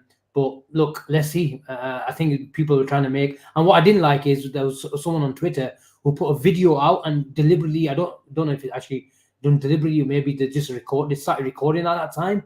I think he shrugged his arms towards the crowd. But if you actually look at the full recording, which I'm happy to say that I recorded, I like to record it because maybe I'm just too used to recording the end, because I used to get Klopp's fists, and I just let it run. And I saw when I came back home that he acknowledged, he put his thumbs up. He went around clapping the whole thingy, man. I seen he came to our side and clapped. 100%. So I think if people have got agendas that they need to feed, I think we just need to stop it, especially from our own fan base. So yeah, look, let's see what happens. Trent is going to be our first right back. I think he knows that, the manager knows that, but Conor Bradley is such a good footballer that we need to utilize over the course of the season, and I'm all up for it. Who else should we touch on? Konate, man. Konate has to be spoken about today, man. Go on then, go for it. Oh, look, Asim, I thought he started another colossal performance from Konate. What can you say? We started the season thinking that Kwanzaa was going to start 2 games in. Konate's number 1 choice with VVD. Again, Asim, another really, really good performance. Like you mentioned, there was times where you have to have the right-sided centre-back has to be good enough to play on the touchline, has to be good enough to go out there and be comfortable and be good enough to be able to play that position. And again, I thought a really, really good performance. This guy is a colossal of a defender. We've known, every Liverpool player knows that. Every single show where Sati is and saying the same thing. Please just, again, another Jota, please just don't get injured. Because if him and Jota can stay fit, Liverpool challenge. That is how good. It's pivotal that these 2 players can play. Because without Konate, Asim, we don't just lose how good he is aerially. We lose the way we play. Our right hand side is just not the same when Kwanzaa plays. I know Kwanzaa is better on the ball. He probably plays the passes in between the lines a bit more than Konate does. But what Konate gives you is something that not many defenders in world football can give you. And Vicky mentioned to it that there is not a one-on-one defender in world football that's good enough to go outside on that right touchline and defend like Konate. There is not anybody in world football as good as Konate. And you have to give him credit because he was, again, and we've seen it against the elite of football, the likes of Vinicius Junior and these type of players, that when this kid plays and you need to rely on him in that area, he always comes out trumps. And again, Asim, an unbelievable performance. We just have to keep praying that this lad stays fit. Again, manages minutes is which is a big ask. And another thing which Slot is going to have to do is really manage his minutes, because we have Kwanzaa there who's good enough to come and play. He's good enough to start as well. One half game of football doesn't make Kwanzaa to be a bad footballer. It's just that we've got Konate, who, when fit, is probably one of the best defenders in the world. So we just got to hope and pray that he stays fit. He's one of the best defenders in the world overall, Sarib. I call him the best centre-back channel defender in the world, bar none. Do you agree? I think it's tough for me. I always sit on the fence with these kind of things. I don't like, players becoming overrated. Tell me who's a centre-back who defends wide areas better than Ibu. Maybe Rudiger. I like watching Rudiger, but Rudiger, to be fair to Sarib, Rudiger is a good shout. He actually does play the channel. He actually does play the channels pretty well, to be fair to him. But I think Ibu's better. Yeah, that's fair. I think Rudiger is good in terms of when he's, especially in a 3, when you saw him in that Tuchel side where he occupied those third centre-back positions really well. But he always had that wing back as well. In a 4, I'm not so sure. He's still a very, very good dueler, but is he very good in terms of 1v1 situations where he has to face the winger? I'm not so sure. He's not better than Konate at that. Maybe that's something. It's all opinion for me. But again, I really like what I like of Rudiger. But I don't want to talk about players from other clubs. I want to talk about Ibrahima Konate. And again, he is so good. Asim. Yesterday I saw his before he wins duels in the air. There was one chance I think Brentford had a tap in, and Konate's in the right place at the right time, and he puts it. I think it was over the bar, just behind the post, and Alisson just goes up to him and goes, and then he's always in the right place at the right time. And maybe that's because of his recovery pace. Maybe that's because of his game intelligence. But again, someone's put a comment out. He was carrying the ball from midfield. I did see that in the first half as well. Or second half, sorry.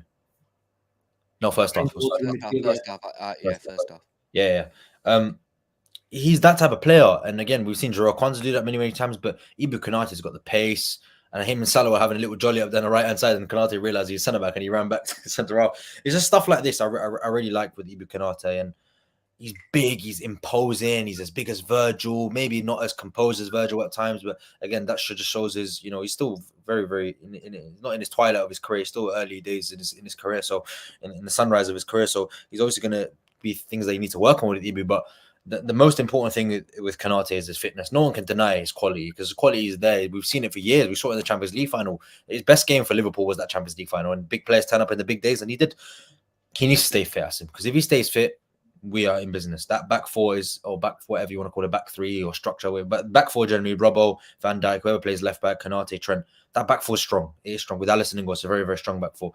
But keeping Konate fit is pivotal on the success of Liverpool, because he does so much work that you don't see off the ball, like covering the right spaces when Trent's on his little marauding runs or is inverting. He has to do that. No, he has to do that, and maybe that's why.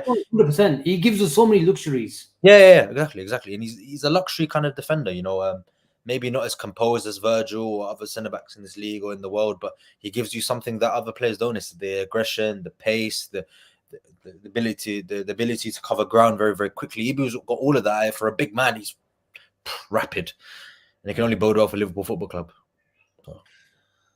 Bilal mentioned he should have scored a goal. He should have scored a goal off that corner as well if it wasn't straight at Flecken. Yeah, I was thinking he should have nearly. I don't think keeper save. He maybe could have done slightly better with it, but I don't think he's. I need to see an Ibu goal, man. It's been a couple of years. I remember he got 2 in 2 games. He hasn't scored. He scored. Not in the Premier League, he hasn't. Maybe he hasn't, but I remember he scored 2 in 2 games. Yeah, Benfica, home and away. Then he scored at Wembley. Yes. Yeah. No, they did at Wembley in semi-final. Yeah. There's a comment from Bilal. Saliba is showing now he can do that too, from the Euros to even versus Villa. Albeit not as much. You need to see Saliba versus Diaz, but somehow without Ben White. Look, you can't. This is the thing. This is the issue. When you've got centre backs, Asim, playing next to you, it's easier, isn't it? I would like. It's completely different. Sorry? He's good, man. He's good. Saliba's good. I didn't want to say. I didn't want to say. I wanted someone else to say, because I'm not saying. Listen, you cannot compare Ibu and his role at Liverpool to Saliba's role at Arsenal. But I think obviously at times Ben White will go, but he doesn't go the way that Trent goes. In fact, you have to say he's very, very conservative. He is that guy that stops transitions, and even on the other side, maybe I didn't see the game. Invert from the left though instead of the right. They invert from the left-hand side, Arsenal, instead of the right. Ben White. That shows you why you can't compare, because they've got a Kyle Walker in transition. They've got a Ben White in transition. When Trent goes in number 10 positions in the midfield, you've got Konate playing effectively as a right back. You can't compare that. For me, Saliba is an unbelievable defender, but he's more of a comparison to Van Dijk. Yeah, I agree with that. Not Konate. No, I agree. That's a fair shout, to be fair. So, okay. Anyone else? I think we've touched on Robertson, Konate. Before, please, guys, I didn't even mention Arsenal in this show. It wasn't even me today. I like the comments. All comments should always go for him. We should do this to him every single time, because in the next 2 or 3 games, this guy won't even dare speak about Arsenal, because he knows he's gonna get it from me and everybody else. Yeah, so carry on giving it to him, let's get that Arsenal out of him. I've been better today. I've been a lot better. Look, I didn't even say anything about it. No. Look, you can't deny Saliba's. No, he's an unbelievable defender. Man. You can't deny Saliba's class. He's unbelievable. His footballing brain and his technical ability is unbelievable. Jerry says discuss Gravenberch, and we shall discuss Ryan Gravenberch. I thought he was. I don't know if he was sort of targeted, Gene, but there was a definite play from Brentford When Ryan Gravenberch got that ball, not only one player went, two went, because they knew that he's their control. He's our controller. He's been receiving it sometimes in a single pivot. So we have to make sure to not let Liverpool settle. We have to go after their tempo setter. But I thought Ryan Gravenberch did lose the ball a few times. But the way Liverpool adjusted and Ryan Gravenberch adjusted in the second half, I thought he was brilliant. Yeah, again, Asim, it was like a game of two halves again from him. I thought second half he was really, really good. And it does take a bit of time. We can't expect prime Caicedo from Gravenberch by playing 2.5 games. Again, like I mentioned earlier, tougher test lie. Your game against United is going to be a huge one. But we can only go by what we've seen. That's 2 really, really good performances from him. Yes, a couple of times I felt he got the bypass slightly easier. But I was the first one that I used to give Fabinho a load of shit. That I used to always say sometimes when he first came in, he was getting bypassed too easily. But, fair play to him. He's beginning to understand the role. We have to give the lad some more time to be able to play in that position, understand his role, understand that he's playing with him. Because this is not just a new players, it's a new formation for the other players as well. It's not like the other players know exactly where he's going to be. It's new to everybody. The double pivot. But again, assured from him, I'm happy with what I've seen in the 2 games in the Premier League. But fair play to the lad. And people have mentioned they are happy with him. Do we want him another midfielder? Of course we do.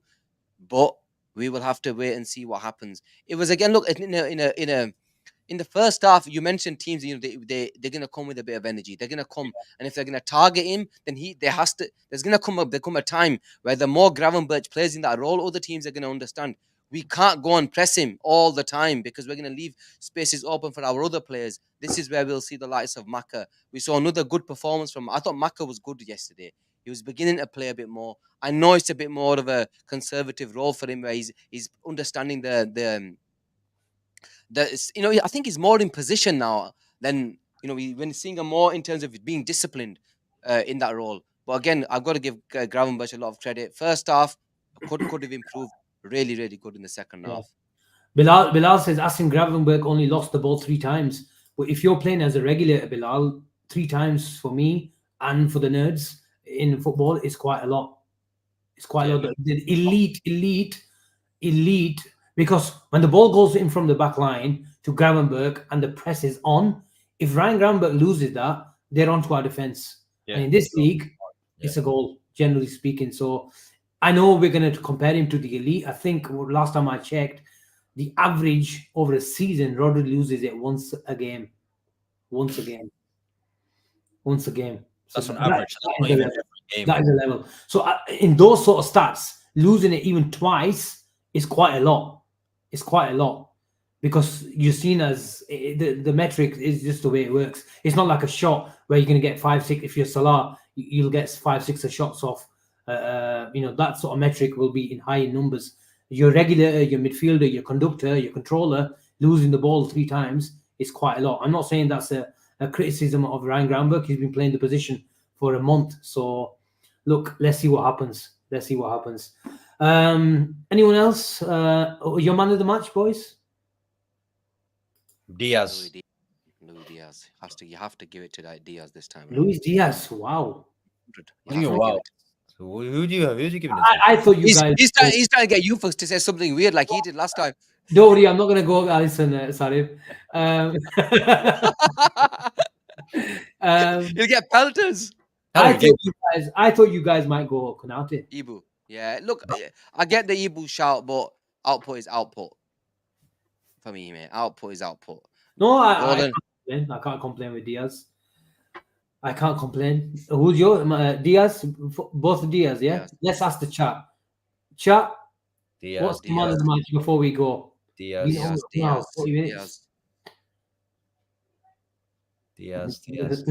chat stopped for me. Yeah. Diaz is. Trent. Yeah, Bilal. Do you want to Konate fet? Trent, ain't trying to be flipping clever. Trent, you're decent, but come on, man. It's between Diaz and Konate, isn't it? Well, I think the official man of the match from BNR goes to Lucho Diaz. What were you going to say, Sarib, before we go? We actually got a here we go. and we didn't even talk about it on the show. Giorgio Mamashvili. Look, I want to talk about him next year. Nobody spoke about the players that we bought. Yeah, You know what? He's not here yet, already- man. We already spoke about the guy we actually signed today. By the way, Foden and Oh, here Kane. we go. Give me some good news, man. Oh no, the Chiesa deal's off. got 1%. Somebody told me that Chiesa is not going to Liverpool. No, I just got. You're going to Arsenal instead. I got sent today a picture of Mamashvili wearing a Liverpool top, smiling. So yeah, it looks like obviously he's a here we go, but yeah, it was a little picture sent to me. It looks like he's getting his medical done. He had a Liverpool, the green top, he had a green access. He's already done his medical. You didn't even send it to me, Asim, man. Medical's done. His medical was done today. No? I'm on 1% now. Wait on. If I quickly. That old chestnut. I'm actually on the 1%. Gene. This is not what you should be doing on the show, should you? Liverpool backing for Ozan Kabak. There we are, Gene. You've been sent that picture. Don't tell me I don't send you stuff. I had to clever get you. Only sent it, so you got one view. Never Who know. knows? I can't even screenshot it. You might tweet it. You never know. Yeah, come on, you don't even trust me. I'm definitely Oh, not. lad. Don't send it to me because I'll tweet it. Don't send it to me. This man's got Sarib two will tweet phones. it. I would never sent to it. Okay, guys, smash a like. Let us know what. Oh, Jake's a question. Did you send them back? You kid. I'll send it to Jake as well, just for him. Look, we'll talk about our new keeper next year. He's going out alone. Come on, Yeah. but a brilliant signing, succession planning, and I love the way how the club got Alisson involved as well. I love those comments from Alisson about our new keeper, and let's see what happens. He'll stay. He'll come to Liverpool next season, and he'll push Alisson, and that's what we want: competition for places. TK, what a show! 1 hour 40 minutes on the red zone. We were expecting a late visit from Avi, but let's have another show. These next few days, be on standby, whether it's 2 o'clock in the afternoon or 2 o'clock in the night. Caicedo deal all over again. I don't care who it is. Attacker, centre back, midfielder. We'll take anything at the moment. Opportunities. Take care. We shall see you very soon. Everyone. Bye bye.